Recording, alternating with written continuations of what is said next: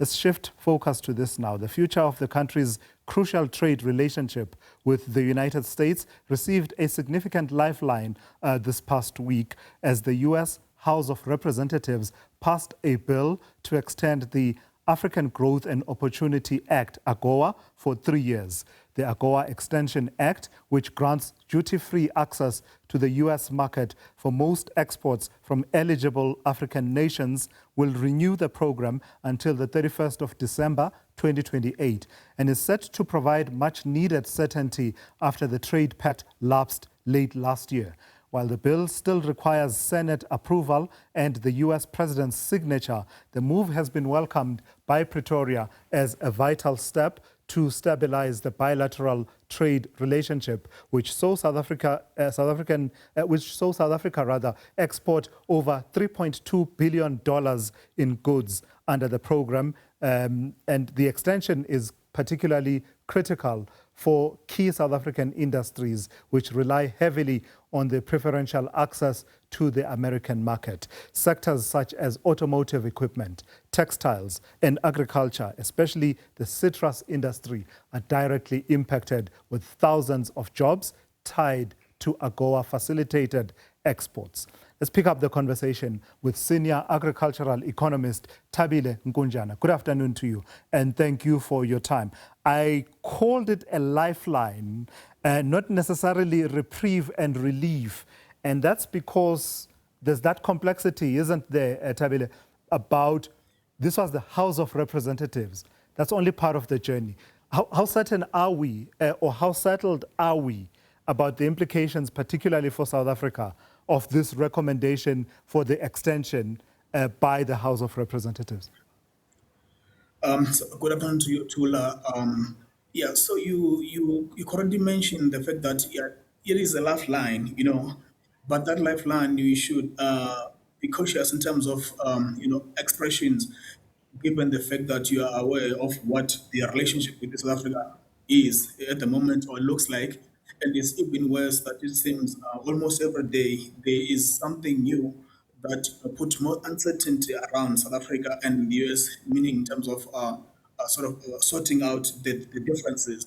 But the reality is that even if the AGOA, as much as it is extended and South Africa is part of it, we're still facing another big issue, which is that 30% tariff that South Africa's products are imposed on depending on in terms of them being accessing the market in the US. So it is a lifeline generally, but particularly for South Africa, it remains sticky, at least for the African continent and the countries that remain the beneficiary. Something that, the lifeline can be something that can be sort of linked to direct, but for South Africa, it remains quite sticky at the moment. So perhaps the theme then, Thabile, is cautious optimism, isn't it? Because if we read the margins by which it was passed in the House of Representatives, that represents a certain optimism because the figures were 340 in favor and 54 against. I don't know, what are we to read in terms of perhaps what it signals about what the mood is going forward to the Senate, and, well, who knows what happens when it lands on the president's desk in the White House? No, so the reality around the AGOA is that, and specifically the US itself, they understand, at least they know the importance of having some sort of trade relationship with the continent that is Africa. And the problem is is the fact that one of the largest beneficiaries of the AGOA, it is South Africa. And with South Africa, given the factors that I just explained to you earlier on, it remains quite a very problematic situation because of the two, having the current problems. But generally, the US itself, it knows that AGOA is critical, given the fact that they need to sort of have some grip on the continent and as far as their relationship and the kind of trade that is having, given the fact that China has for a very significant portions taken over within the continent. So the USA really does need I think those numbers that you are talking about, they really show that they know the importance of having this trade or this relationship with the continent. But unfortunately, for specific countries, with South Africa being one of those, and some that have recently been excluded due to eligibility issues, it remains, quite something that we are still yet to see. But I can assure you that For now, this is just, for South Africa specifically, it is something that you can generally be optimistic. But Yeah. given the developments, it really does remain, something we need to wait and see, Yeah. especially talking about the senator that needs to sort of come up and see what specifically South Africa is going to be subject to if it remains as an eligible country to Yeah. benefit from the AGOA So, itself. so Thabile, for the benefit of someone perhaps who's been hibernating and has missed much of the coverage of this story, why does South Africa so badly want to be a part of this extension of AGOA? What has it done for South Africa since it was first put in place in the year 2000? The benefits of the AGOA tool cannot be, understated. I mean, South Africa has benefited for the AGOA as, a country that from Africa, it is by far the larger portions, the beneficiary in terms of the exports that come from the continent to the US. And this can go as far as deeper to different, sectors. You mentioned, the issues around the automobile, the manufacturing sector. It does benefit. It has been benefiting for some time. You, even yourself mentioned the numbers there. And the actual sector, which, in 2024, its export are sort of amounted to around 10 billion. It has been decreasing in terms of its exports and the jobs, especially within the citrus industry, which is something that yourself you did mention. So a lot of investment have been put in that sector, and it has increased rapidly because they have been relying on that market. But for now, things remain in a really, quite uncertain. If I can put it that way. Even though there has been some bit of some few products that have been exempted since I think towards the end of last year. That's something that is giving some lifeline, as you said earlier on. But the reality is, South Africa has benefited immensely on this, even though if you had to look it in terms of the overall rate for South Africa, it is not in larger portions fair to compare to the other likes of the European Union, China, and Africa. But it still does remain crucial as it is, and some of the sectors, industries do rely heavily on it. But then, of course, that is in proportions if you have to dissect the, Yeah. the sectors themselves. And is there a differentiated approach to trade between the United States and South Africa that perhaps you are picking up? What am I talking about?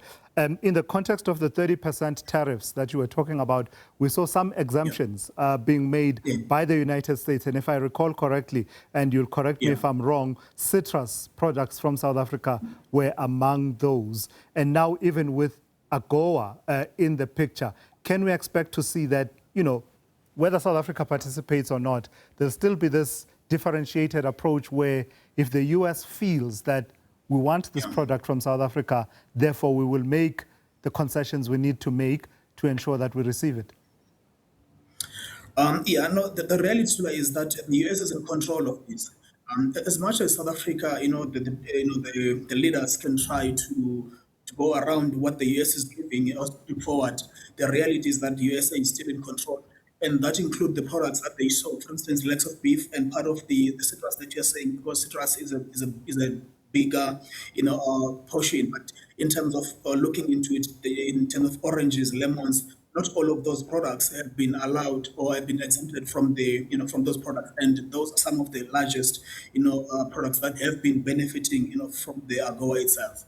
So generally, the reality is that for now, we cannot really say in reality is that we are very uncertain about the US market, irrespective of how many, small changes they make. But the reality is that we need to see, particularly those tariffs being reduced, if not eliminated completely, so that even the other products that, are not necessarily have been receiving the free market in the US can still be traded, at lower, tariff that you have to compare to other countries, especially when you have to bring in the countries that are competition for that US market, which have significantly lower tariffs when you compare it to South Africa. So in reality, is that we need to look in terms of how do we reduce those tariffs. Unfortunately, for now, that's something that looks far-fetched, given the situation, the relationship that the Pretoria is having with Washington. Lastly, Thabile, in the wake of the tariffs that we have seen in the last year or so, the conversation around market diversification has really amplified, particularly around agricultural products. And many people have been saying easier said than done. But is it?